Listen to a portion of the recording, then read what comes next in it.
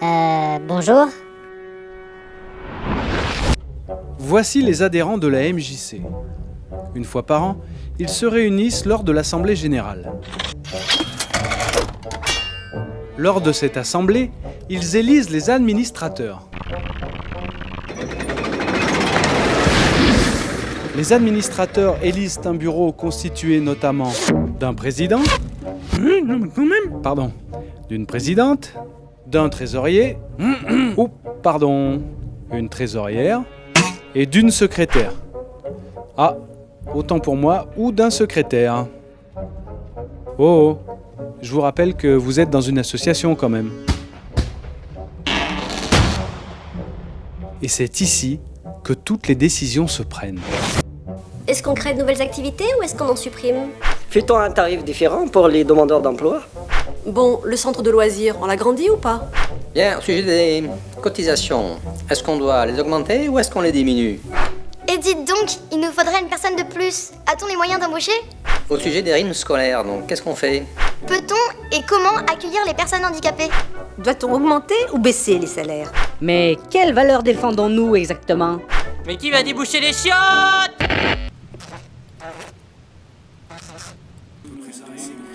Participent également au conseil d'administration un représentant du maire, un représentant de la fédération des MJC et un membre associé. Le directeur est aussi présent. Il n'est pas élu, mais salarié, contrairement aux autres qui sont tous bénévoles. Il est chargé de faire appliquer les décisions prises lors du conseil d'administration.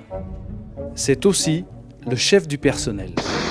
Il gère donc les animateurs responsables d'un secteur ou d'une activité et le personnel administratif.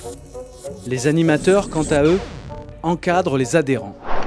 Ceux-ci se réunissent une fois par an en assemblée générale pour faire un bilan de l'année et élire des administrateurs qui demandent au directeur d'appliquer leurs consignes.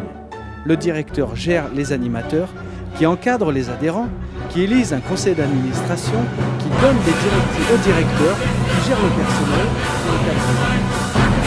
Enfin bref, vous avez compris ? Alors, chers adhérents, si vous réfléchissez bien, c'est vous qui avez le pouvoir. Alors, quoi ? Faut se présenter ? J'en suis pas capable, moi. J'ai pas le temps en plus. Non, Vous doutez ? Attendez, j'ai recueilli quelques témoignages d'administrateurs pour vous. Alors Bernard, c'est à toi. Le conseil d'administration, donc, il y a des jeunes, des moins jeunes, des personnes qui ont beaucoup d'expérience dans ce genre donc, de structure, d'autres qui en ont moins. Donc on apprend donc, vraiment donc, à échanger, à partager des idées, à confronter donc, des idées, à débattre. On part avec une idée de départ et puis finalement, après les échanges, on se dit que finalement ton idée de départ n'est pas forcément la bonne.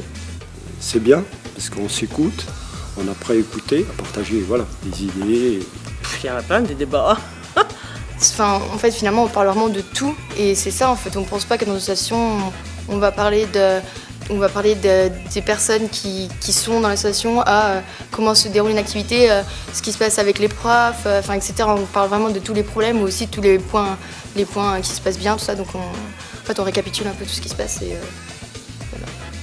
C'est riche, on échange, en humanité, en découverte, en connaissance des autres. Ça permet de voir tous les horizons sociaux. Et donc ça m'a permis une certaine ouverture d'esprit, voilà. C'est ça qui est bien dans le conseil d'administration, c'est que c'est ouvert au dialogue, donc chacun apporte son point de vue. Même si des fois on a peur que ça soit des bêtises, parce qu'il y a des fois on se demande si on va bien dire quelque chose qui se tient, quoi. Ça nous apprend à donner son avis et à être un peu, pas toujours du même avis que les autres. On apprend aussi comment fonctionne la maison, donc la trésorerie. Sur les budgets, sur toutes les subventions, sur toute la paperasserie qu'il faut faire aussi, sur tout ce qu'il y a avant, avant les projets. Voilà, il n'y a pas que le projet, il y a tout ce qui est avant. Je trouve intéressant de connaître le fonctionnement de la MJC dans sa globalité, tant sur les activités, sur les secteurs jeunes, le centre de loisirs, la vidéo. Tout le monde est libre de dire ce qu'il pense, on ne juge personne, tout est... Je sais pas, c'est un peu comme une grande discussion sur la MJC, sur ce qui se passe et comment on peut changer des choses s'il y a besoin. Enfin, c'est pas du tout quelque chose d'ennuyant. On prend des décisions en fait, c'est l'avenir de la MJC donc passe aussi entre autres par les décisions qui sont prises au conseil d'administration.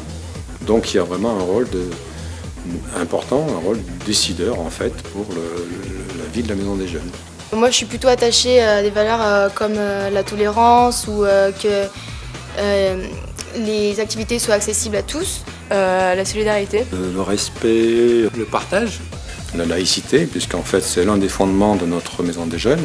L'éducation populaire. Que tout le monde puisse accéder aux loisirs, surtout les gens qui n'ont pas beaucoup de moyens en ce moment. S'ils peuvent accéder aux loisirs, c'est bien pour eux. Je me battrais même pour ça. Pour que les gens puissent continuer à faire ce qu'ils ont envie de faire, même s'ils n'ont pas beaucoup les moyens, mais qu'ils puissent. Voilà. Moi, je suis attachée à la convivialité, en fait, à la MJC de Feur. Tout est fait dans la bonne humeur, c'est comme une petite famille et du coup, tout le monde s'entend bien, chacun s'écoute et les conseils d'administration, c'est agréable comme réunion. C'est une ambiance très conviviale, on apporte chacun un petit truc à manger, tout ça. Enfin, c'est toujours très bon. Il y a à boire, à manger, chacun apporte un petit repas, quelque chose qu'il a. Il y en a d'autres, comme moi, j'ai jamais apporté beaucoup de choses, parce que voilà, mais on apporte l'humeur, la bonne humeur, on apporte voilà, la discussion, l'entente. Non, c'est une convivialité extraordinaire à la MJ. C'est environ une réunion par mois, sachant que c'est pas non plus une obligation de venir à chaque réunion, on peut rater quelques réunions. Et il y a aussi donc les aides pour l'Assemblée Générale et pour les différentes activités de la MJC. Après, les gens ils donnent ce qu'ils peuvent donner comme temps. Moi, je participe à beaucoup de choses, étant déjà dans la fédération, dans la MJ, parce que ça m'intéresse. Je pense qu'il faut essayer de s'engager dans une association. La MJC est bien parce qu'elle touche à peu près à tous les secteurs. On peut apporter notre aide pour développer plus ou moins ce qu'on préfère aussi, donner son point de vue. Voilà. Mon salaire ? Ah, mon salaire ? 0. Attendez, je vais faire le calcul. Je crois bien, donc ça fait 0. Je le déclare pas, alors il faut pas le dire. La bonne humeur. Une satisfaction personnelle d'avoir bien accompli son travail. C'est pas un salaire bien sûr financier, mais c'est une reconnaissance, quelque chose que quand on aime faire quelque chose, oui, je trouve que ça peut être notre salaire à nous. Mon salaire, il est riche en humanité, tout simplement.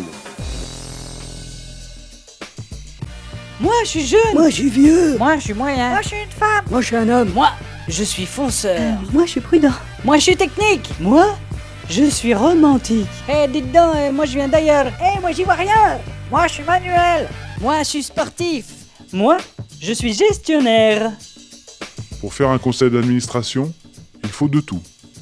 Vous y avez certainement votre place.